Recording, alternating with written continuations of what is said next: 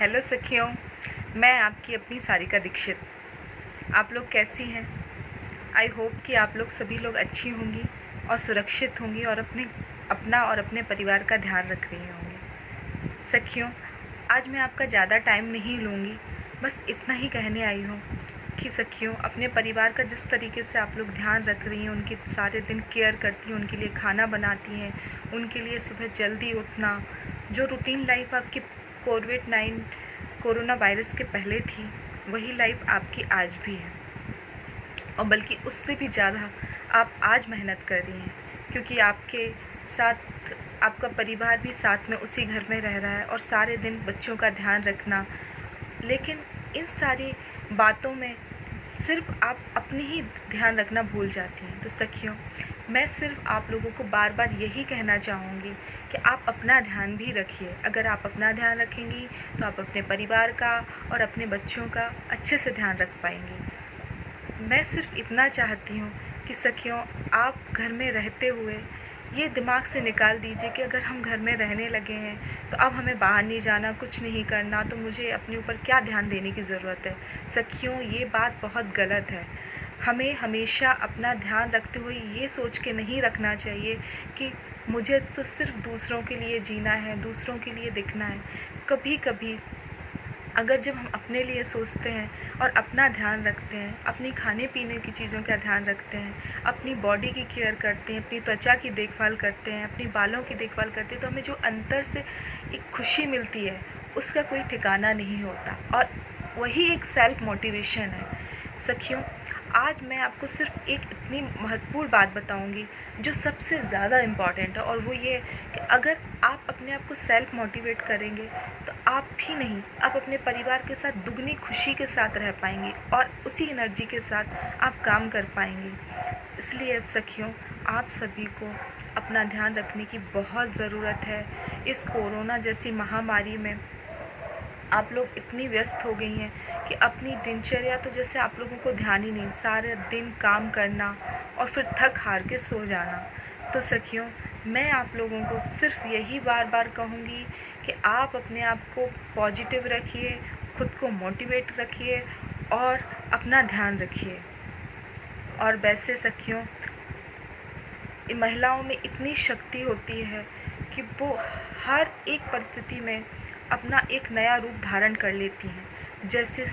जैसे शादी के बाद एक अलग रूप ही हो जाता है एक महिला का, उसी प्रकार वो हर परिस्थिति में अपना एक रूप धारण करती है, क्योंकि उसे दुर्गा का, उसे महाशक्ति का स्वरूप भी बोला गया है। तो सखियों, जब आप महाशक्ति हैं तो आपको अपना ध्यान भी रखना है। जिस तरीके से हमारी ब्रह्मांड की महाशक्तियाँ रक्षा कर रही हैं, उसी तरीके से हमें भी अपने घर की रक्षा करनी है। तो हमें स्वस्थ रहना पड़ेगा, सुरक्षित रहना पड़ेगा। उसके लिए हमें खुद के प्रति जो जिम्मेदारियां हैं उसे भी निभाना पड़ेगा।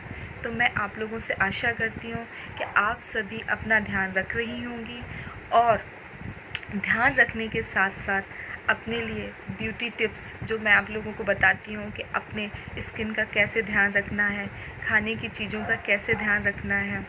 और घर में आप लोगों को लगता होगा कि बाहर नहीं निकल रहे हैं, पार्टी भी नहीं हो रही है, मैरिज पार्टीज़ में भी नहीं जाने को मिल रहा है, एवरीथिंग जो भी हम नॉर्मल लाइफ में बाहर घूमा करते थे, तो कभी मेकअप कर लिया करते थे, कभी अच्छे अच्छे ड्रेसेस पहना करते थे। तो ऐसा नहीं है सखियों, आप लोग अपने लिए एक दिन निकालिए और उस दिन में ये सोचिए कि चलिए ठीक है, आप सारे दिन काम करती हैं पर 1 घंटा तो आप अपने लिए निकाल सकती हो, और उस 1 घंटे में आपको सिर्फ अपने लिए जीना है। क्या करना है मैं वो आपको बताती हूँ। आपको जो पसंद हो, आप फ़ोटोग्राफी कर सकती हैं, अपनी पसंद की साड़ी वेयर कर सकती हैं, अपनी पसंद का कोई भी आउटफिट्स जो आपको पसंद हो, और मेकअप करिए और अच्छा सा फ़ोटोग्राफी करिए। जब आप वो फ़ोटोग्राफ्स अपने आप से आप देखेंगी तो आपको बहुत खुशी मिलेगी और बहुत अच्छा लगेगा, और जब आपको अच्छा लगेगा तो आपको सेल्फ मोटिवेशन मिलेगा अंदर से कि मुझे कुछ और भी करना है।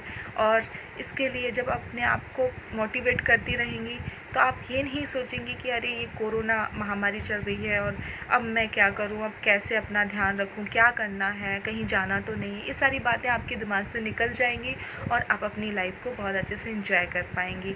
तो और ये जो परिस्थिति है ये भी एक टाइम के बाद निकल जाएगी, क्योंकि रात दिन तो चलती रहती है। ये जो हमारी पृथ्वी है गतिशील है, उसी तरीके से हमारा समय भी गतिशील है। तो हर परिस्थितियाँ भी गतिशील है। एक दिन अच्छा टाइम आएगा, बुरा टाइम आएगा, ये भी निकल जाएगा। तो इस मोमेंट्स को भी हमें एंजॉय करना है। इस परिस्थिति में हमें अपने आप को पॉजिटिव रखना है और आपको अपने आप को स्वस्थ रखना है। तो सखियों, सबसे पहले आप अपना और अपने अंदर की इनर बॉडी को भी उतनी ही पॉजिटिव रखिए, जिससे कि आप अपने आप को सुरक्षित रख पाएंगी। तो अपने परिवार को फुल एनर्जी के साथ, क्योंकि आप अपने परिवार का पावर हाउस हैं और पावर हाउस के लिए एनर्जी की बहुत ज़रूरत होती है और वो एनर्जी आपको खुद ही जनरेट करना है। वो जनरेट करने के लिए आपको पॉजिटिव रहना पड़ेगा और आपको अपने लिए कुछ पल निकालने पड़ेंगे। तो सखियों, मैं आशा करती हूँ कि आपने मेरी बातों को सुना होगा और सुनने के बाद उन सारी बातों को फॉलो भी करना है। बस कुछ क्षण अपने लिए निकालना है सखियों। तो आई होप कि आप लोगों को मेरी ये बातें पसंद आएंगी। अगर आपको मेरी बातों में से कुछ भी अच्छा लगता है तो सखियों, आप ज़रूर लाइक करना और मुझसे आगे किस टॉपिक पे आपको बात करनी है, क्या आपके क्वेश्चंस हैं, तो आप मुझसे ज़रूर पूछ सकती हैं। नेक्स्ट टाइम हम फिर मिलेंगे। हाँ सखियों, एक बात और आप लोगों से मुझे करनी है, वो ये कि आप सभी को घर में रहते हुए कोरोना वायरस के सारे रूल्स तो पता हो गए होंगे। जैसे कि घर में जो सब्जियां आ रही हैं तो हमें उन्हें कैसे वॉश रखना है, अपने घर को कैसे क्लीन रखना है, अपनी बॉडी को कैसे क्लीन रखना है, अपने बच्चों को कैसे साफ़ सुथरा रखना है। ये सारी बातें तो आप लोगों को बहुत सोशल मीडिया से, लोगों से, टीवी से, हर जगह से आप लोगों को ये नॉलेज मिल रहा होगा। लेकिन इसके साथ साथ सबसे ज़्यादा जो ज़रूरत है वो इस बात की है कि हमें हमारे आसपास जो जानवर, पशु पक्षी हैं, उनका भी उतना ही ध्यान रखना है। तो आपसे जितना बन सके आप अपने बालकनी में या अपने छत पर, कहीं पे भी जहाँ पे पक्षी आते हैं, वहाँ पर एक पानी का कटोरा, खाने के कुछ दाने, आप रोज़ ये नियम बना लीजिए कि अगर हम अपने परिवार की देखभाल कर रहे हैं, अपने परिवार के सदस्यों का ख्याल रख रहे हैं, तो हमें अपने पशु पक्षियों का भी ख्याल रखना ही हमारा कर्तव्य है।